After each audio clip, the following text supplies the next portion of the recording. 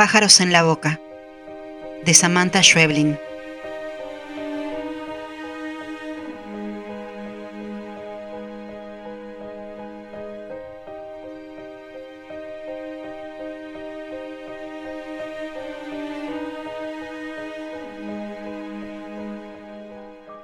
Apagué el televisor y miré por la ventana.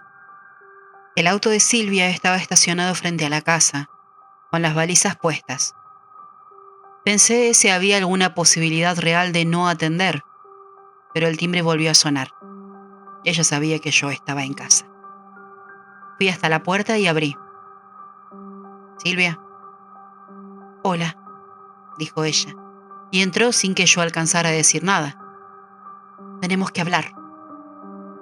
Señaló el sillón y obedecí, porque a veces cuando el pasado toca la puerta y me trata como hace 4 años, sigo siendo un imbécil. «No va a gustarte. Es fuerte».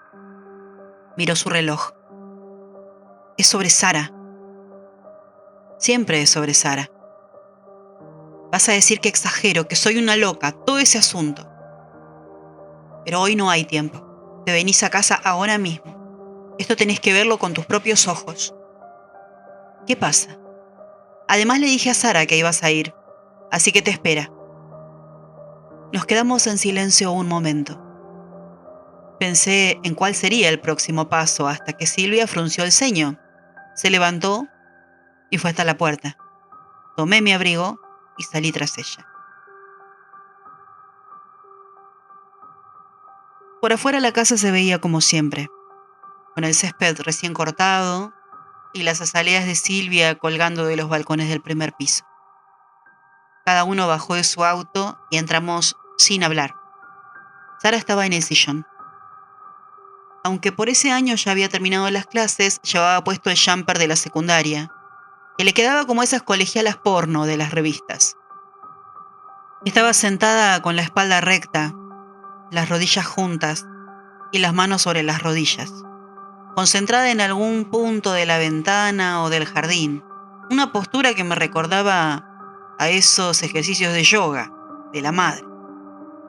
Siempre había sido más bien pálida y flaca, y ahora en cambio se la veía rebosante de salud.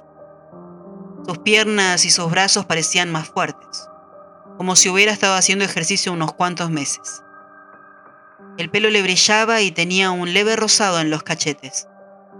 Cuando me vio entrar, sonrió y dijo: «Hola, papá». Aunque mi nena era realmente una dulzura, 2 palabras alcanzaban para entender que algo estaba mal en esa chica. Algo seguramente relacionado con la madre.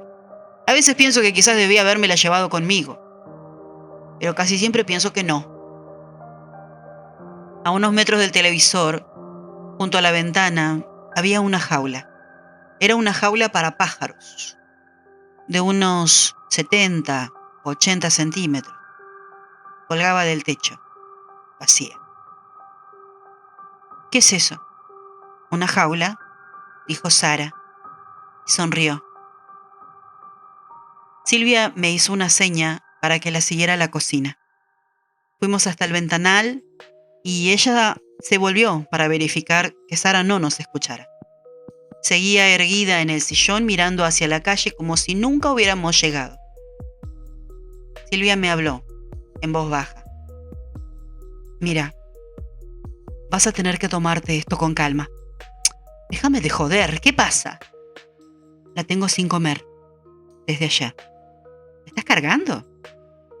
«Para que lo veas, con tus propios ojos». «Ajá. ¿Estás loca?»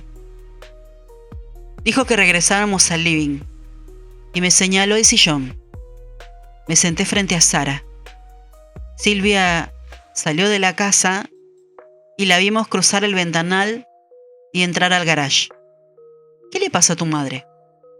Sara levantó los hombros, dando a entender que no lo sabía. Su pelo negro y lacio estaba atado en una cola de caballo, con un flequillo que le llegaba casi hasta las manos. Silvia volvió con una caja de zapatos. La traía derecha, con ambas manos, como si se tratara de algo delicado. Fue hasta la jaula, la abrió, sacó de la caja un gorrión muy pequeño del tamaño de una pelota de golf, lo metió dentro de la jaula y la cerró. Tiró la caja al piso y la hizo a un lado de una patada, junto a otras 9 o 10 cajas similares que se iban sumando bajo el escritorio. Entonces Sara se levantó, su cola de caballo brilló a un lado y otro de su nuca, y fue hasta la jaula, dando un salto paso de por medio, como lo hacen las chicas cuando tienen 5 años menos que ella. De espalda a nosotros, poniéndose en puntas de pie, abrió la jaula y sacó el pájaro. No pude ver qué hizo. El pájaro chilló y ella forcejeó un momento, quizás porque el pájaro intentó escaparse. Silvia se tapó la boca con la mano. Cuando Sara se volvió hacia nosotros, el pájaro ya no estaba. Tenía la boca, la nariz, el mentón y las 2 manos manchadas de sangre. Sonrió, avergonzada. Su boca gigante se arqueó y se abrió, y sus dientes rojos me obligaron a levantarme de un salto. Corrí hacia el baño, me encerré y vomité en el inodoro. Pensé que Silvia me seguiría y empezaría con las culpas y las directivas desde el otro lado de la puerta, pero no lo hizo. Le lavé la boca y la cara y me quedé escuchando frente al espejo. Bajaron algo pesado del piso de arriba. Abrieron y cerraron algunas veces la puerta de entrada. Sara preguntó si podía llevar con ella la foto de la repisa. Silvia contestó que sí. Su voz ya estaba lejos. Salí del baño tratando de no hacer ruido y me asomé al pasillo. La puerta principal estaba abierta de par en par. Silvia cargaba la jaula en el asiento trasero de mi coche. Di unos pasos con la intención de salir de la casa gritándoles unas cuantas cosas. Pero Sara salió de la cocina hacia la calle y me detuve en seco para que no me viera. Se dieron un abrazo. Silvia la besó y la metió en el asiento del acompañante. Esperé a que volviera y cerrara la puerta. ¿Qué mierda? Te la llevas. Fue hasta el escritorio y empezó a aplastar y doblar las cajas vacías. Dios santo. Silvia, tu hija come pájaros. No puedo más. Come pájaros. ¿La hiciste ver? ¿Qué mierda hace con los huesos? Silvia se quedó mirándome, desconcertada. Supongo que los traga también. No sé si los pájaros... dijo, y se quedó mirándome. No puedo llevármela. Si se queda, me mato. Me mato yo, y antes la mato a ella. ¡Come pájaros! Silvia fue hasta el baño y se encerró. Miré hacia afuera a través del ventanal. Sara me saludó alegremente desde el auto. Traté de serenarme. Pensé en cosas que me ayudaran a dar algunos pasos torpes hacia la puerta, rezando porque ese tiempo alcanzara para volver a ser un ser humano común y corriente, un tipo pulcro y organizado, capaz de quedarse 10 minutos de pie en el supermercado frente a la góndola de enlatados, corroborando que las arvejas que se está llevando son las más adecuadas. Pensé en cosas como que si se sabe de personas que comen personas, entonces comer pájaros vivos no estaba tan mal. También que desde un punto de vista naturista es más sano que la droga, y desde el social, más fácil de ocultar que un embarazo a los 13. Pero creo que hasta la manija del coche seguí repitiéndome: come pájaro, come pájaro, come pájaro. Y así. Llevé a Sara a su casa. No dijo nada en el viaje, y cuando llegamos, bajó sola sus cosas. Su jaula, su valija, que habían guardado en el baúl y 4 cajas de zapatos como las que Silvia había traído del garage. No pude ayudarla con nada. Abrí la puerta y ahí esperé a que ella fuera y viniera con todo. Después de indicarle que podía usar el cuarto de arriba y de darle unos minutos para que se instalara, la hice bajar y sentarse frente a mí, en la mesa del comedor. Preparé 2 cafés. Sara hizo a un lado su taza y dijo que no tomaba infusiones. «Comés pájaros, Sara», le dije. «Sí, papá». Se mordió los labios, avergonzada, y dijo: «Vos también. Comés pájaros vivos, Sara». «Sí, papá». Me acordé de Sara a los 5 años, sentada a la mesa con nosotros, devorando frenéticamente a una calabaza, y pensé que encontraríamos la forma de resolver este problema. Pero cuando la Sara que tenía frente a mí volvió a sonreír y me pregunté qué se sentiría tragar algo caliente y en movimiento, algo lleno de plumas y patas en la boca, me tapé con la mano como hacía Silvia y la dejé sola frente a los 2 cafés, intactos. Pasaron 3 días. Sara estaba casi todo el tiempo en el living, erguida en el sillón, con las rodillas juntas y las manos sobre las rodillas. Yo salía temprano al trabajo y me aguantaba las horas consultando en internet infinitas combinaciones de las palabras pájaro, crudo, cura, adopción, sabiendo que ella seguía sentada ahí mirando hacia el jardín durante horas. Cuando entraba a la casa alrededor de las 7 y la veía tal cual la había imaginado durante todo el día, se me erizaban los pelos de la nuca y me daban ganas de salir y dejarla encerrada adentro, con llave, herméticamente encerrada, con esos insectos que cazaba de chico y guardaba en frascos de vidrio hasta que el aire se acababa. ¿Podría hacerlo?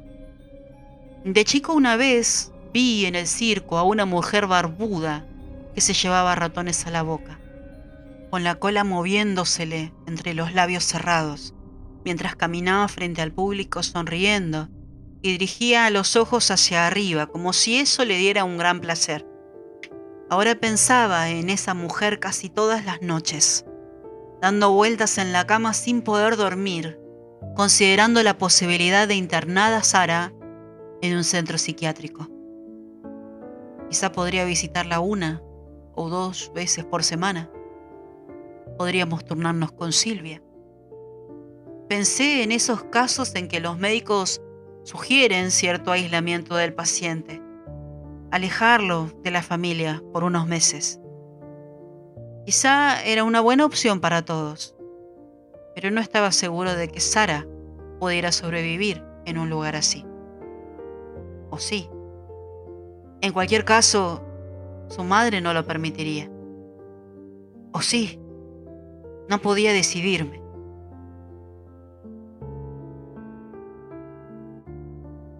Al cuarto día Silvia vino a vernos. Trajo 5 cajas de zapatos que dejó junto a la puerta de entrada, del lado de adentro. Ninguno de los 2 dijo nada al respecto. Preguntó por Sara y le señalé el cuarto de arriba. Después bajó sola. Le ofrecí café. Lo tomamos en el living, en silencio. Estaba pálida y a veces las manos le temblaban y hacía tintinear la taza sobre el plato. Cada uno sabía lo que pensaba el otro.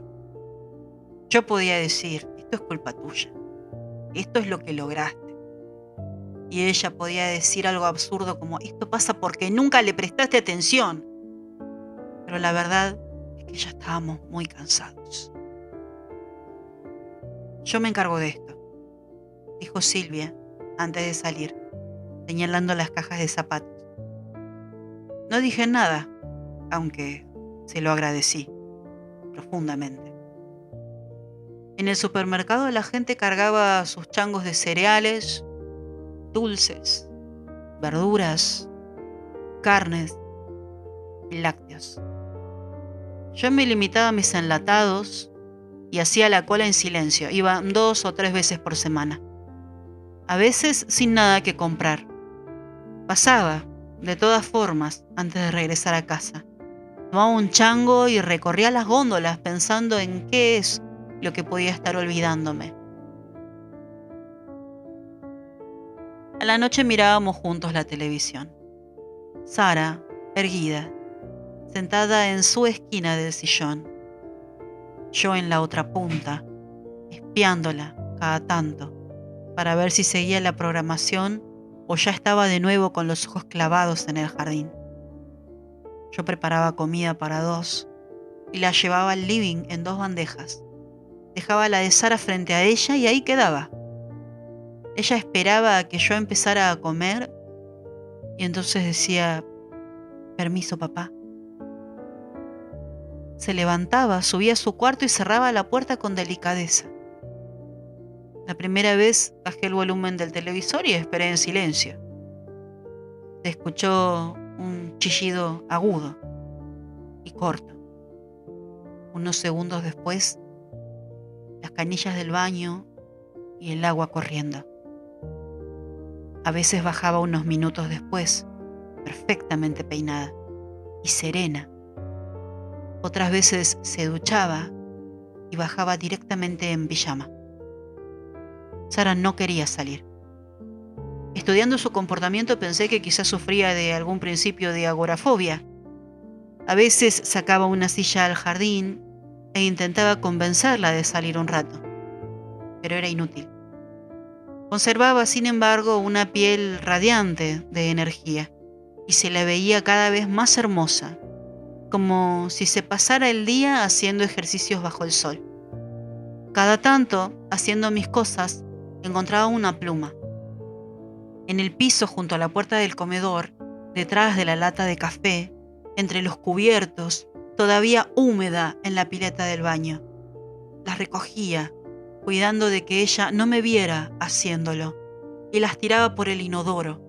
A veces me quedaba mirando cómo se iban con el agua. A veces el inodoro volvía a llenarse, el agua se aquietaba de nuevo. Y yo todavía seguía ahí mirando, pensando en si sería necesario regresar al supermercado, en si se justificaba llenar los changos de tanta basura, pensando en Sara, en qué es lo que habría en el jardín.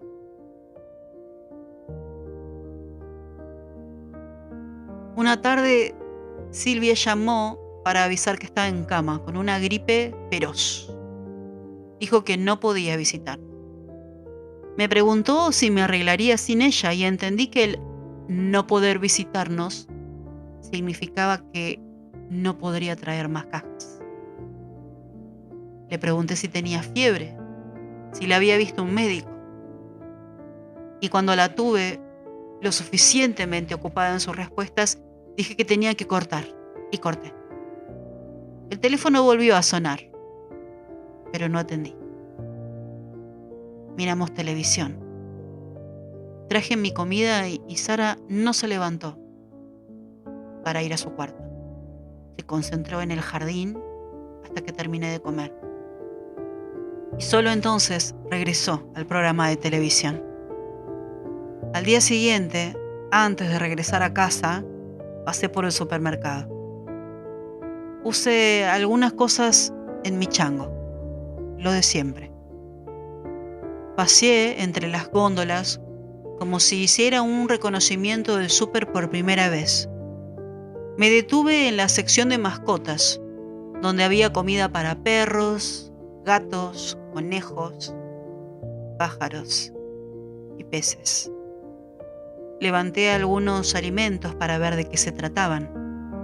Leí con qué estaban hechos, las calorías que aportaban y las medidas que se recomendaban para cada raza, peso y edad.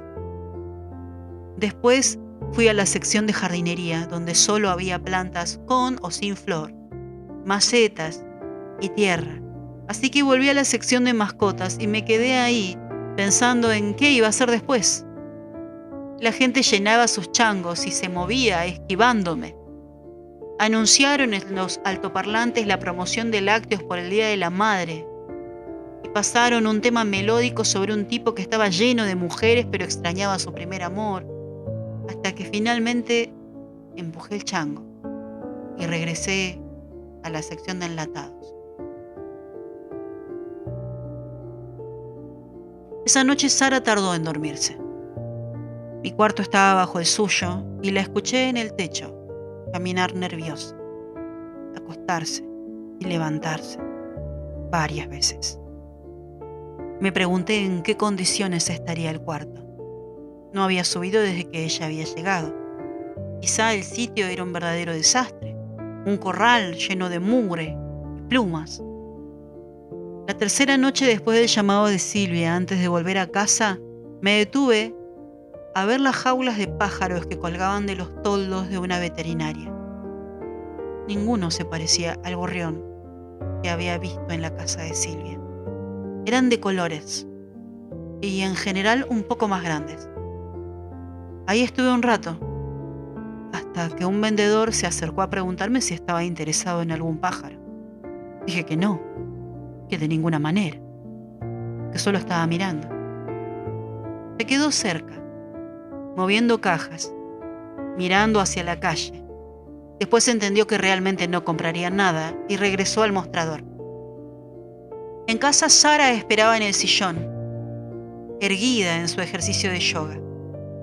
Nos saludamos. Hola, Sara. Hola, papá. Estaba perdiendo sus cachetes rosados. Y ya no se la veía tan bien como en los días anteriores. Preparé mi comida. Me senté en el sillón y encendí el televisor. Después de un rato, Sara dijo: Papi. Tragué lo que estaba masticando y bajé el volumen, dudando de que realmente me hubiera hablado.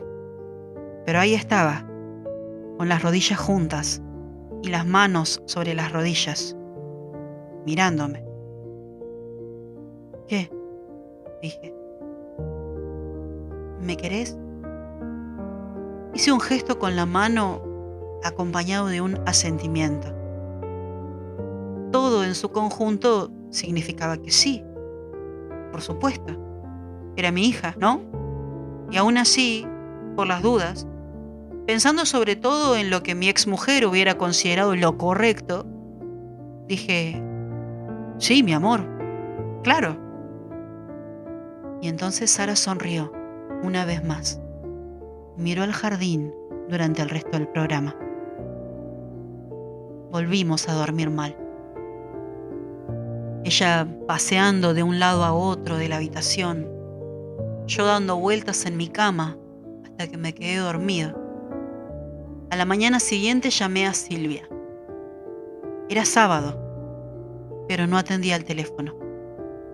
Llamé más tarde y cerca del mediodía también. Dejé un mensaje.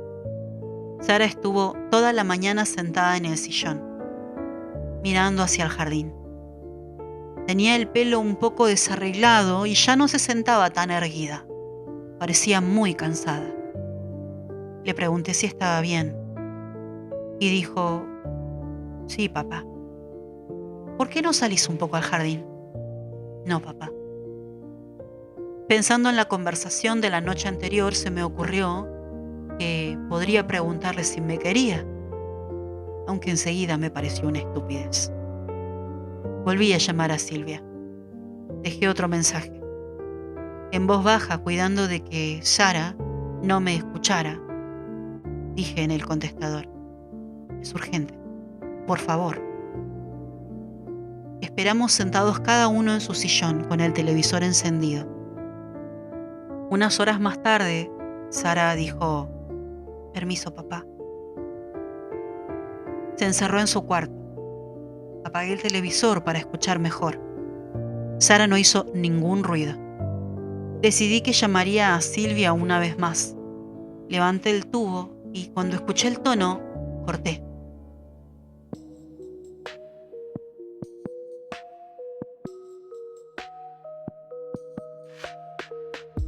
Fui con el auto hasta la veterinaria. Busqué al vendedor y le dije que necesitaba un pájaro chico, el más chico que tuviera. El vendedor abrió un catálogo de fotografías y dijo que los precios y la alimentación variaban de una especie a la otra. ¿Le gustan los exóticos o prefiere algo más hogareño? Golpeé la mesada con la palma de la mano. Algunas cosas saltaron sobre el mostrador y el vendedor se quedó en silencio mirándome. Señalé un pájaro chico, oscuro, que se movía nervioso de un lado a otro de su jaula. Me cobraron 120 pesos y me lo entregaron en una caja cuadrada de cartón verde con pequeños orificios calados alrededor. Una bolsa gratis de alpiste que no acepté y un folleto del criadero con la foto del pájaro en el frente.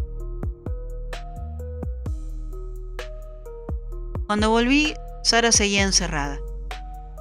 Por primera vez desde que yo estaba en casa, subí y entré al cuarto. Estaba sentada en la cama frente a la ventana abierta. Me miró. Ninguno de los dos dijo nada. Se la veía tan pálida que parecía enferma. El cuarto estaba limpio y ordenado. La puerta del baño, entornada. Había unas 20 cajas de zapatos sobre el escritorio, desarmadas, de modo que no ocuparan tanto espacio, y apiladas prolijamente unas sobre las otras. La jaula colgaba vacía cerca de la ventana. En la mesita de luz, junto al velador, el portarretrato que se había llevado de la casa de su madre. El pájaro se movió y sus patas se escucharon sobre el cartón, pero Sara permaneció inmóvil. Dejé la caja sobre el escritorio y sin decir nada salí del cuarto y cerré la puerta. Entonces me di cuenta de que no me sentía bien. Me apoyé en la pared para descansar un momento. Miré el folleto del criadero que todavía llevaba en la mano. En el reverso había información acerca del cuidado del pájaro y sus ciclos de procreación. Resaltaban la necesidad de la especie de estar en pareja en los periodos cálidos y las cosas que podían hacerse para que los años de cautiverio fueran lo más amenos posible. Escuché un chillido breve y después la canilla de la pileta del baño. Cuando el agua empezó a correr, me sentí un poco mejor y supe que, de alguna forma, me las ingeniaría para bajar las escaleras.